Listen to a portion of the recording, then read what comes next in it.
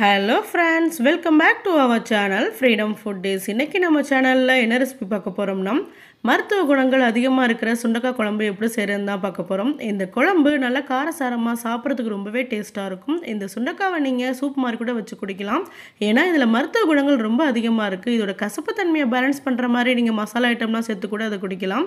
இந்த சுண்டக்காவை சாப்பிடுறதுனால நெஞ்சு சளியை கரைச்சு வெளியில கொண்டு வந்துரும். இப்போ இந்த சுண்டக்காவை வச்சு ஒரு டேஸ்டியான குழம்பு எப்படி செய்யறதுன்னு பார்க்கலாம். இன்னைக்கு நான் சுண்டக்காய் குழம்பு செய்கிறதுக்கு ஃப்ரெஷ்ஷான சுண்டக்காவை எடுத்திருக்கேன். இப்போ இந்த சுண்டக்காவோட காம்பு பகுதியெல்லாம் எடுத்துடலாம். இந்த மாதிரி மேஷர் வச்சு லைட்டாக ஒரு தடவை நசுக்கிட்டு தண்ணியில் சேர்த்துக்கோங்க. இல்லைன்னா உரல் வச்சு லைட்டாக ஒரு தடவை தட்டிட்டு கூட நீங்கள் சேர்த்துக்கலாம். இது ரெண்டுமே இல்லை அப்படின்னா கத்தியை வச்சு கட் பண்ணிவிட்டு இந்த மாதிரி லைட்டாக நசுக்கிட்டு சேர்த்துக்கோங்க. இந்த சுண்டக்காவை வெறும் தண்ணியில் சேர்த்துடாதீங்க. கொஞ்சமாக மோரில் தண்ணி சேர்த்து எடுத்து வச்சுக்கோங்க. சுண்டக்காவை தட்டிட்டு இந்த மோர் தண்ணியில் சேர்த்துக்கலாம். இந்த சுண்டக்காய் வாழைக்காய் கத்திரிக்காய் மாதிரி கட் பண்ணோன்னே கருத்து போயிடும். இந்த மாதிரி நம்ம மோர் தண்ணியில் சுண்டக்காவை சேர்த்தோம்னா கருத்து போகாமல் இருக்கும். இப்போ இந்த சுண்டக்காவை ஒரு தடவை வாஷ் பண்ணி எடுத்து வச்சுக்கோங்க. ஏன்னா சுண்டக்காய் கொஞ்சம் கசப்பாக இருக்கும். இந்த மாதிரி பண்ணுறதுனால சுண்டக்காயில் உள்ள விதையில் பாதி வெளியில் போயிடும். அப்புறம் ரொம்ப கசப்பு தெரியாது. இப்போ குழம்பு செய்ய ஆரம்பிச்சிடலாம். ஒரு கடாயில் 2லேருந்து 3 டேபிள் ஸ்பூன் அளவுக்கு நல்லெண்ணெய் சேர்த்துக்கோங்க. நல்லெண்ணெய் சேர்த்து செஞ்சோம்னா குழம்பு ரொம்பவே டேஸ்ட்டாக இருக்கும். எண்ணெய் நல்லா சூடானதுக்கு அப்புறமா ஒரு 1/2 டீஸ்பூன் கடுகு, ஒரு 1/2 டீஸ்பூன் வெந்தயம் சேர்த்துட்டு நல்லா அதை பொரிய விட்டுருங்க. இது நல்லா பொரிஞ்சதும் ஒரு கொத்து கருவேப்பிலை இதில் சேர்த்துக்கோங்க. எல்லாம் நல்லா பொரிஞ்சதும் இது கூட ஒரு 15லேருந்து 20 பூண்டு பல்ல சேர்த்துக்கோங்க.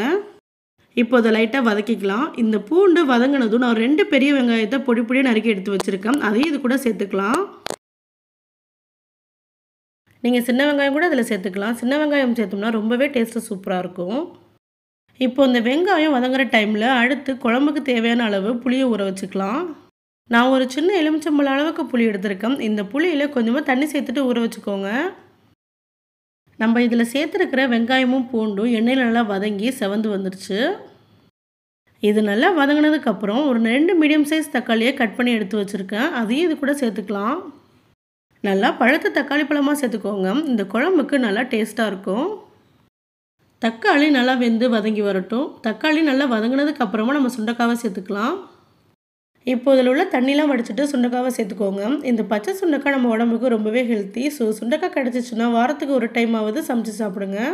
இந்த சுண்டக்காவை நல்லா பாதி அளவு வேகிற அளவுக்கு நல்லா வதக்கிக்கோங்க. இந்த சுண்டக்காவை இந்த மாதிரி எண்ணெயில் வதக்கிட்டு செஞ்சோம்னா அதோட கசப்பு தன்மை கொஞ்சம் கம்மியாக இருக்கும். அதோட இந்த குழம்பு நம்ம சாப்பிடும்போது அப்படியே எண்ணெய் கத்திரிக்காய் குழம்பு மாதிரி அவ்வளோ டேஸ்ட்டாக இருக்கும்.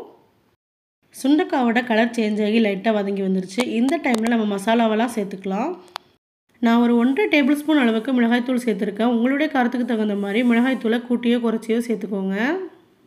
ஒரு 2 டேபிள் ஸ்பூன் அளவுக்கு மல்லித்தூள் சேர்த்துக்கோங்க. இது கூட ஒரு 1/4 டீஸ்பூன் அளவுக்கு மஞ்சள் தூள், ஒரு 1/2 டீஸ்பூன் அளவுக்கு சோம்புத்தூள், ஒரு 1/4 டீஸ்பூன் அளவுக்கு ஜீரகத்தூள் சேர்த்துக்கோங்க. ஒருவேளை இதுக்கு பதிலாக நீங்கள் குழம்பு மிளகாய்த்தூள் சேர்க்குறதா இருந்தால் ஒரு 3லேருந்து 4 டேபிள் ஸ்பூன் அளவுக்கு குழம்பு மிளகாய்த்தூள் சேர்த்துக்கோங்க. அடுத்து இந்த குழம்புக்கு தேவையான அளவு உப்பு சேர்த்துட்டு இதை நல்லா வதக்கிக்கலாம். இப்போ இந்த மசாலாலாம் சேர்த்துட்டு இந்த மசாலாவோட பச்சை வாசனை போகிற அளவுக்கு நல்லா வதக்கிக்கோங்க.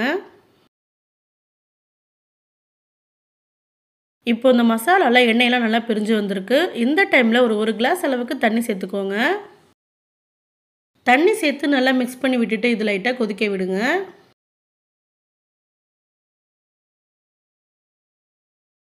இப்போ நல்லா கொதிக்க ஆரம்பிச்சிருச்சு.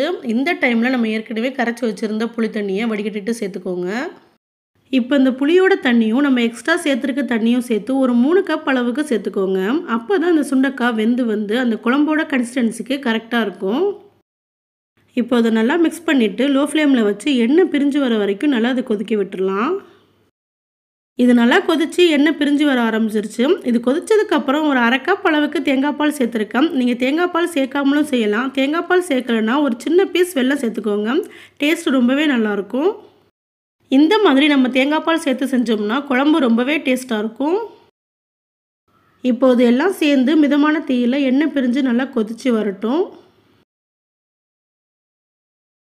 இப்போ இதை மூடி வச்சு ஒரு 5 to 10 மினிட்ஸ்க்கு லோ ஃப்ளேமில் வச்சு இதை கொதிக்க விடுங்க. இப்போ ஓப்பன் பண்ணி பார்த்தோம்னா எண்ணெயெல்லாம் நல்லா பிரிஞ்சு வந்துருச்சு. குழம்பு இந்த கன்சிஸ்டன்சிக்கு வந்த உடனே நம்ம ஸ்டவ் ஆஃப் பண்ணிடலாம். அவ்வளவுதாங்க, ஒரு சூப்பரான ரொம்பவே ஹெல்த்தியான அந்த குழம்பு சாதம், இட்லி, தோசைன்னு எல்லாத்துக்குமே ரொம்ப டேஸ்ட்டாக இருக்கும். உங்களுக்கு சுண்டக்காய் கிடைச்சிச்சுன்னா கண்டிப்பாக அந்த குழம்பை ட்ரை பண்ணி பார்த்துட்டு எப்படி இருந்துச்சுன்னு கமெண்ட் பண்ணுங்கள். உங்களுக்கு இந்த வீடியோ பிடிச்சிருந்துச்சுன்னா லைக் பண்ணுங்கள், உங்கள் ஃப்ரெண்ட்ஸ் அண்ட் ஃபேமிலிக்கு ஷேர் பண்ணுங்கள், மறக்காமல் சப்ஸ்கிரைப் பண்ணிடுங்க. தேங்க்ஸ் ஃபார் வாட்சிங்.